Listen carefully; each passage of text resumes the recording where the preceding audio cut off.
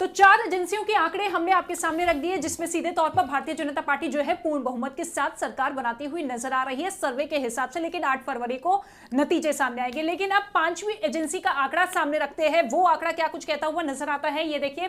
Mind brink का जो आंकड़ा है वो यहां पर आम आदमी पार्टी के लिए अच्छी खबर लेता हुआ नजर आ रहा है। 44 से 49 सीटें, यानी कि यहां पर बहुमत का आंकड़ा क्रॉस कर रही है आम आदमी पार्टी, और बीजेपी के खाते में 21 से 25 सीटें जाती हुई नजर आ रही है इस सर्वे के मुताबिक। यानी कि आम आदमी पार्टी यहां पर लीड और भारतीय जनता पार्टी यहां पर पीछे होती हुई नजर आ रही है। कांग्रेस के खाते में 0 से 1, यहां पर भी कांग्रेस पार्टी के लिए कोई खुशी की बात नहीं है। लेकिन यहां पर आम आदमी पार्टी के लिए ये आंकड़े साफ बता रहे हैं कि वापसी जो है आम आदमी पार्टी कर सकती है। जिस भरोसे के साथ अरविंद केजरीवाल चुनावी मैदान में उतरे हैं, जो लगातार दावे जो आम आदमी पार्टी करती हुई नजर आ रही है, वो इस आंकड़े में सटीक बैठते हुए नजर आ रहे हैं। यानी कि बहुमत से आंकड़ा जो है आम आदमी पार्टी ने पार कर लिया। और लेकिन बीजेपी के लिए यहां पर जो है फंसता हुआ मामला नजर आ रहा है 21 से 25। लेकिन इससे पहले जो 4 सर्वे अलग अलग एजेंसियों के सामने जो आंकड़े सामने आए, उसमें सीधे तौर पर बीजेपी को बढ़त, बीजेपी सरकार बनाती हुई नजर आ रही है। लेकिन ये जो 5वीं एजेंसी का आंकड़ा है, इसमें आम आदमी पार्टी के लिए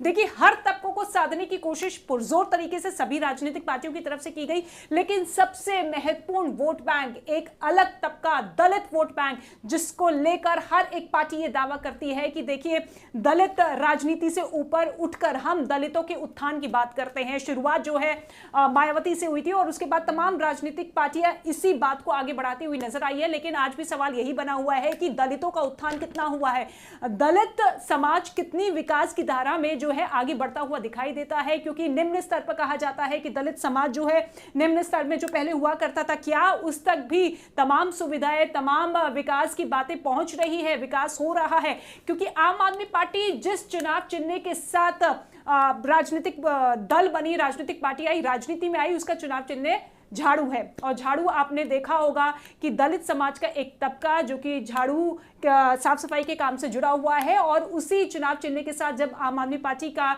जन्म होता है 2013 में, तो भरोसे के साथ वो तबका आम आदमी पार्टी के साथ खड़ा होता है, इस नजरिए के साथ, इस भरोसे के साथ कि ये हमारा उत्थान करेंगे, ये हमारे तबके को आगे बढ़ाते हुए नजर आएंगे। जो विकास के काम यहां तक रुके हुए हैं, जो यहां पर आकर सीमित हो जाते हैं, उसकी रफ्तार पकड़ते हुए नजर आएंगे। 2013 और 15 में हम सब ने देखा कि दलित समाज ने भर भर कर वोट दिया। हालांकि दिल्ली की राजनीति का यह भी इतिहास रहा है, क्योंकि आपने देखा कि कुल 70 में से 12 ऐसी सीटें हैं जो कि रिजर्व सीटें हैं, यानी कि SC ST रिजर्व सीटें हैं। और इतिहास ये कहता है कि जब जब जिस जिस पार्टी ने इन सीटों पर बढ़त बनाई है, सरकार उसी की बनती है। चाहे आम आदमी पार्टी के आंकड़ों को उठाकर देख लीजिए, 2013, 15 और 20 में आम आदमी पार्टी ने सबसे ज्यादा सीटें हासिल की। 2015 में 12 में से 12 सीटें आम आदमी पार्टी के खाते में गई। 2020 में 9 सीटें आम आदमी पार्टी ने जीती, सरकार उन्हीं की बनी। शीला दीक्षित के टाइम पर भी यही हुआ। मदन लाल खुराना 1993 से लेकर 2020 तक 7 विधानसभा चुनाव हो चुके हैं, और हर विधानसभा चुनाव का ट्रेंड यही रहा कि जिस जिस पार्टी ने दलित समाज की ज्यादा सीटों पर बढ़त बनाई है, उसी की सरकार बनी है दिल्ली में। और क्या अब यही ट्रेंड बरकरार रहता है, यानी कि जो पार्टी इन सीटों पर बढ़त बनाएगा उसी की सरकार बनेगी, या फिर ये ट्रेंड टूटता हुआ नजर आएगा? इस पर भी बात होगी। लेकिन फिलहाल जो है अलग अलग आंकड़े आपको दिखा रहे हैं जो कि सर्वे किए गए हैं अलग अलग एजेंसियों के। कुल 11 एजेंसियों ने सर्वे किए हैं, जिसमें से 5 हमने आपको दिखा दिए। 4 में बीजेपी को बढ़त, बीजेपी सरकार बनाती हुई नजर आ रही है, और 1 पर फिलहाल आम आदमी पार्टी के लिए खुशी की बात है। लेकिन सबसे बड़ा सवाल यही है कि दलित राजनीति जो अक्सर एक ट्रेंड बन चुका है, क्योंकि हमने अभी हाल फिलहाल में देखा था कि अंबेडकर जी को लेकर किस तरीके से संसद से लेकर सड़क तक खूब राजनीति हुई, AI वीडियो भी सामने आए। हालांकि पलटवार जो है अमित शाह की तरफ से किया गया, बीजेपी की पूरी फौज उतरती हुई नजर आई, तमाम नेताओं को उतार दिया गया, ये कहते हुए कि देखिए राजनीति से ऊपर उठकर कौन सी पार्टी आगे बढ़ती हुई नजर आ रही है। अंकित मिश्रा भी हमारे साथ मौजूद है, उन्होंने भी कई सीटों का दौरा किया है। हालांकि चाहे अंबेडकर नगर की बात की जाए या सीमापुरी की बात की जाए, गोंडा विधानसभा क्षेत्र, 12 सीटें ऐसी है जहां पर दलित समाज जो है निर्णायक भूमिका में रहता है। लेकिन आज इस बार के विधानसभा चुनाव में दलित समाज कहां खड़ा हुआ है, क्या मुद्दे हैं, अंकित जरा बताइए। बिल्कुल सही बोल रहे हैं आप रितिका। 70 में से 12 विधानसभा सीट पर दलित पकड़ रखता है और सबको इस वोट को साधने की हर पार्टी ने पुरजोर कोशिश की। कांग्रेस ने तो अपने रैली का नाम ही जय बापू जय संविधान कर दिया था। तो वहां पर आप देख सकते हैं कि जय भीम जय बापू संविधान की रैली के साथ कांग्रेस ने शुरुआत की। तो पूरा ही इनका नैरेटिव था कि दलित वोट को ही साधना है। साथ ही साथ केजरीवाल जब अपनी पार्टी का चुनाव चिन्ह लॉन्च करते हैं, जैसा आपने बताया, तो वो इस चुनाव चिन्ह को समर्पित करते हैं वाल्मीकि समाज को, क्योंकि केजरीवाल का कहना था कि 90% जो लोग हैं वो वाल्मीकि समाज से, वो सफाई कर्मी है। तो जिस उद्देश्य से केजरीवाल इस राजनीति में आए थे कि वो सफाई करेंगे, राजनीति में जो सफाई करेंगे, इसलिए उन्होंने इस चुनाव चिन्ह को झाड़ू बनाया था। तो उन्होंने सीधे रिप्रेजेंट किया था कि ये हमारे दलित भाई ही ये सफाई कर सकते हैं राजनीति में जो गंदगी आई है। लेकिन अब बात करते हैं इस बार चुनाव की, तो यहां पर देख सकते हैं कि दलित जो वोटर्स है वो कहीं ना कहीं आपसे बिछड़ता हुआ नजर आ रहा है। इसका बड़ा कारण यह हो सकता है कि सबसे पहले तो केजरीवाल ने जो वादे किए थे, उनका कहना था दलितों का कि ये वादे झूठे हुए। हमको कहा गया था कि हमारे बच्चों को 100 बच्चों को विदेश भेजा जाएगा, तो वो भी पूरे नहीं किए गए। साथ ही साथ कह सकते हैं स्वच्छता का एक बहुत बड़ा मुद्दा, जैसे आप कह सकते हैं कि यमुना का जो सफाई का मुद्दा था, जिसमें कितने दलित छठ मनाते हैं, छठ पूजा करते हैं, तो वो भी साफ होती नहीं दिखी है। दूसरी चीज यहां पर बात कर सकते हैं कि अगर बच्चों के रोजगार का मुद्दा, तो केजरीवाल ने कहा था कि दलित के बच्चों को रोजगार दिया जाएगा, लेकिन वो रोजगार उनको मिला ही नहीं।